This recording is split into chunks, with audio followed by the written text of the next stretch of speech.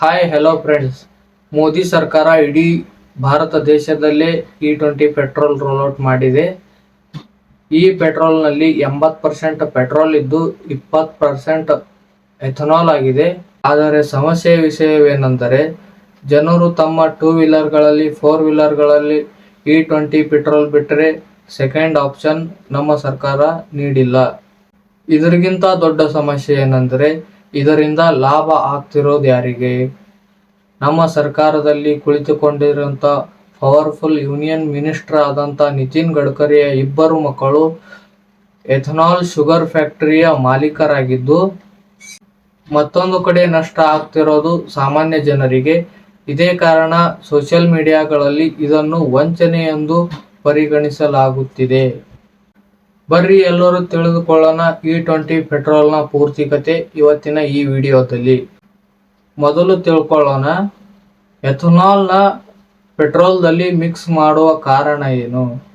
Ethanol ಒಂದು alcohol ಆಗಿದ್ದು, ಇದೇ ಆಲ್ಕೋಹಾಲ್ ಸಾರಾಯಿ ಬಾಟಲ್ಗಳಲ್ಲಿ ಸಿಗುವ ಪದಾರ್ಥ ಒಂದು. ಆಲ್ಕೋಹಾಲ್ ತಯಾರಿಸಲು ಬೇರೆ ಬೇರೆ ಫುಡ್ ಪದಾರ್ಥಗಳಿಂದ ತಯಾರಿಸಬಹುದು. ಉದಾಹರಣೆಗೆ ಅಕ್ಕಿ, ಮೆಕ್ಕೆಜೋಳ, ಕಬ್ಬು ಇತ್ಯಾದಿಗಳು. ಇದೇ ಆಲ್ಕೋಹಾಲ್ದಿಂದ ಬಯೋಫ್ಯೂಲ್ ಆಗಿ ಕೂಡ ಬಳಸ್ಕೋಬಹುದು. ಇದರಲ್ಲಿ ಕಬ್ಬಿನ ಹೈಯೆಸ್ಟ್ ಶುಗರ್ ಕ್ಯಾನ್ ಎಫೆಕ್ಟಿವ್ ಇದ್ದು, ಮತ್ತೆ ಅಕ್ಕಿ, ಮೆಕ್ಕೆಜೋಳ ನಮ್ಮ ದೇಶದಲ್ಲಿ ತುಂಬಾ ಅವೇರ್ನೆಸ್ ದಿಂದ ಬೆಳೆಯುತ್ತಿದ್ದ ಬೆಳೆಗಳಿವು. ಇದರಿಂದ ಹಾಳಾದ ಬೆಳೆಗಳನ್ನು ಬಳಸಿಕೊಂಡು ಎಥನಾಲ್ನ ತಯಾರಿಸಬಹುದು. ಈ ಎಥನಾಲ್ನ ಸಾರಾಯಿ ತರನು ಬಳಸಬಹುದು. ಆದರೆ ಇದರಲ್ಲಿ ಪೆಟ್ರೋಲಿಯಂ ಪ್ರಾಡಕ್ಟ್ಸ್ಗಳನ್ನ ಮಿಶ್ರಣ ಮಾಡಿದರಿಂದ ಇದನ್ನು ಬಳಸಲು ಆಗುವುದಿಲ್ಲ. ಬಯೋಫ್ಯೂಲ್ನ ಕಾಂಟ್ಯಾಕ್ಟ್ದಲ್ಲಿ ಪೆಟ್ರೋಲ್ದಲ್ಲಿ ಸರಿಯಾಗಿ ಮಿಶ್ರಣಗೊಳ್ಳುತ್ತದೆ. ಮತ್ತೆ ಇದು ಆಕ್ಸಿಡೆಂಟ್ ತರ ಕೆಲಸನೂ ಮಾಡುತ್ತೆ. ಪೆಟ್ರೋಲ್ದಲ್ಲಿ ಸರಿಯಾಗಿ ಬರ್ನ್ ಕೂಡ ಆಗುತ್ತೆ. ಎಥನಾಲ್ ಬಳಕೆಯಿಂದ ಪೆಟ್ರೋಲ್ಗಿಂತ ಏರ್ ಪೊಲ್ಯೂಷನ್ ಕಡಿಮೆ ಆಗುತ್ತೆ. ಮತ್ತೆ ಪೆಟ್ರೋಲ್ ತಯಾರಿಕೆ ಮಾಡಬೇಕಾದ್ರೆ ಬೇರೆ ಕ್ರೂಡ್ ಆಯಿಲ್ ಇಂದಾನೇ ಮಾಡಬೇಕು, ಇಲ್ಲಾಂದ್ರೆ ಇದರಿಂದನೂ ಸಾಧ್ಯ ಆಗುವುದಿಲ್ಲ.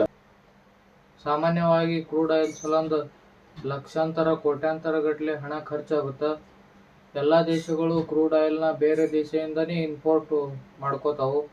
ಅದರಿಂದ ಬೆಲೆ ಏರಿಕೆ ಇಳಿಕೆ ಹೆಚ್ಚು ಕಂಡು ಬರ್ತೈತಿ. ಸಾಮಾನ್ಯವಾಗಿ ಎಲ್ಲ ಬೆಳೆಗಳು ನಮ್ಮ ದೇಶದಲ್ಲೇ ಬೆಳಿತಾವು. ಅವೇ ಬೆಳೆಯಿಂದನೇ ಎಥನಾಲ್ ತಯಾರಿಕೆ ಮಾಡಬಹುದು. ತಯಾರಿಕೆ ಮಾಡಿದ ಎಥನಾಲ್ ದಿಂದಾನೇ ಬೆಲೆ ಸ್ವಲ್ಪ ಕಡಿಮೆ ಆಗ್ಬಹುದು ಎನ್ನುವ ಕಾರಣದಿಂದ ಎಲ್ಲಾ ಪ್ರಪಂಚದಲ್ಲಿ ಇರುವ ಎಲ್ಲಾ ದೇಶಗಳು ಎಥನಾಲ್ ಅನ್ನ ತಮ್ಮ ದೇಶದಲ್ಲಿ ಬಳಸುವ ಪೆಟ್ರೋಲ್ದಲ್ಲಿ ಮಿಶ್ರಣ ಮಾಡಿ ಎಥನಾಲ್ ಬಳಸಿಕೊಳ್ಳುತ್ತಿದ್ದಾರೆ.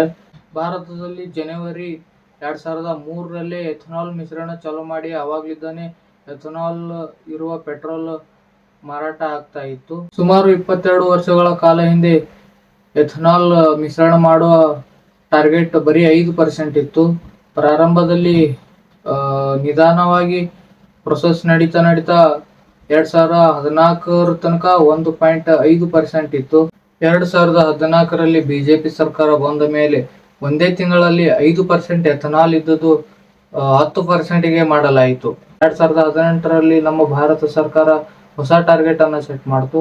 2030 ತನಕ ಬರೀ ಎಥನಾಲ್ 20% ಮಿಶ್ರಣ ಮಾಡುವ ಟಾರ್ಗೆಟ್ ಅನ್ನ ಸೆಟ್ ಮಾಡ್ತು.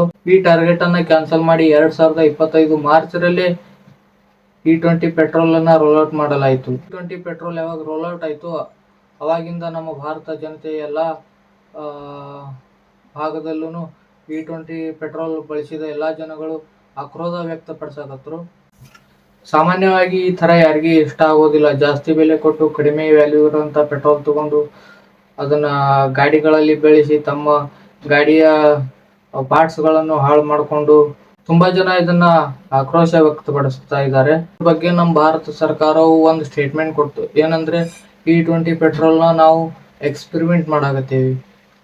ಅಂದ್ರೆ ಎಕ್ಸ್ಪೆರಿಮೆಂಟ್ ಮಾಡೋದೇ ಇತ್ತಂದ್ರ 10-20 ಗಾಡಿಗಳ ಮೇಲೆ 50 ಗಾಡಿ ಮೇಲೆ ಮಾಡಬಹುದಿತ್ತು. ಆದ್ರೆ ಇಡೀ ದೇಶದ ಎಲ್ಲಾ ಜನಸಾಮಾನ್ಯರ ಗಾಡಿಗಳ ಮೇಲೆ ಎಕ್ಸ್ಪೆರಿಮೆಂಟ್ ಮಾಡಿದ್ರೆ ಪಾರ್ಟ್ಸ್ಗಳು ಹಾಳಾಗಕತ್ತಾವ. ಅದರ ಜವಾಬ್ದಾರಿ ಯಾರು ತಗೊಳ್ಳೋರು? ಇದ್ರ ಬಗ್ಗೆ ನಿಮ್ಮ ಅಭಿಪ್ರಾಯ ಏನು ತಿಳಿಸಿ.